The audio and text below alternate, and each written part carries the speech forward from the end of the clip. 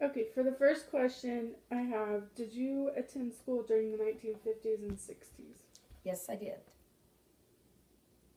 What was the experience like for you? It was fun.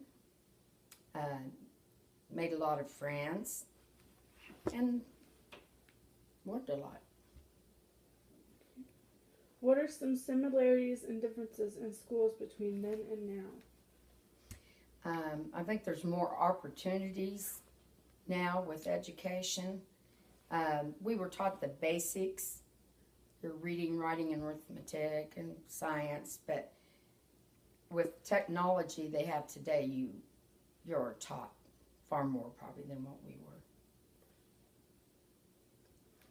were. According to the reading, Farming in the 1950s and 60s, Education in Rural America, in 1960, well over half of the students never finished high school. Is this shocking to you, and what are your thoughts? Yeah, that's kind of shocking because I thought more graduated than that. I knew there were some that didn't.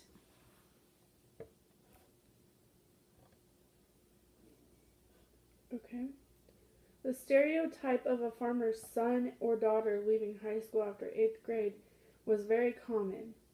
What do you think the world would be like today if that was still true? Um,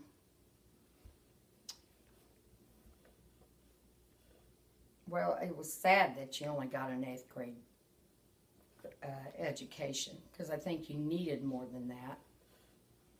Um, I don't think a lot of people would have the knowledge in a lot of the jobs because a lot of jobs take reading, math, and your basic classes, and you learn far more in high school than you do in grade school or junior high.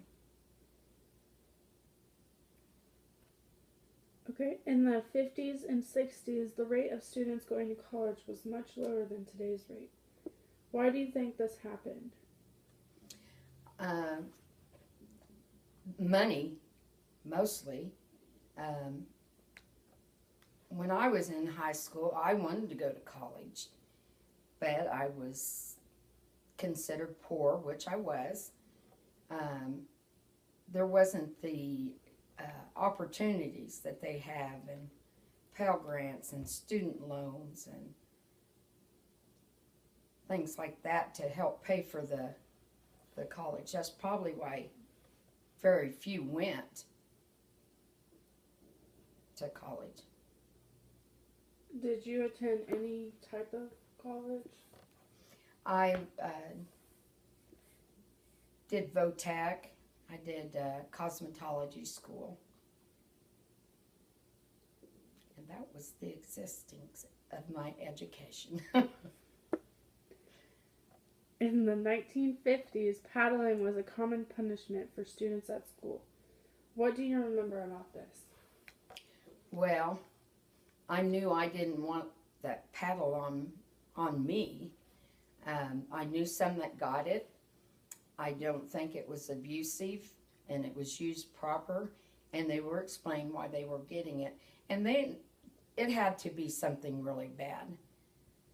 Example one, my older brother hit a teacher in the stomach, and he went to the principal's office and he had paddled, which was what he needed. Nowadays, you shoot your teacher. It's because of lack of punishment from when you do wrong on smaller items. So my next question was, are you a supporter of paddling and why? Um, if it's done in the proper way, um, but I don't think it should be by teachers. I think parents should have control of that. And so many things are against the law. I don't believe in abusing your children, but sometimes a swat on the bottom is not going to hurt them, and they kind of know they've reached their limit. Mm-hmm. Okay, in the 1990s, some experts thought that corporal punishment could lead to juvenile delinquency, depression, and sexual problems. What do you think about this statement? Well, I think it's ridiculous. Corporal punishment didn't have anything to do with it.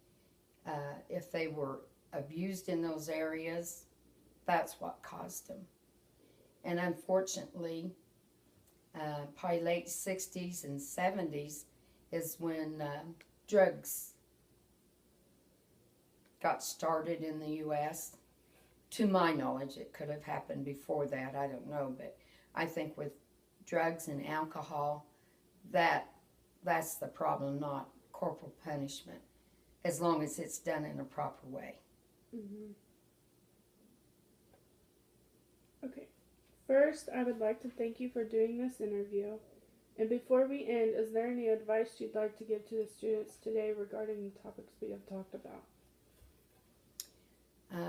They need to study hard, keep focused, and try to go to college. Even if they don't think they have the money, there's a way.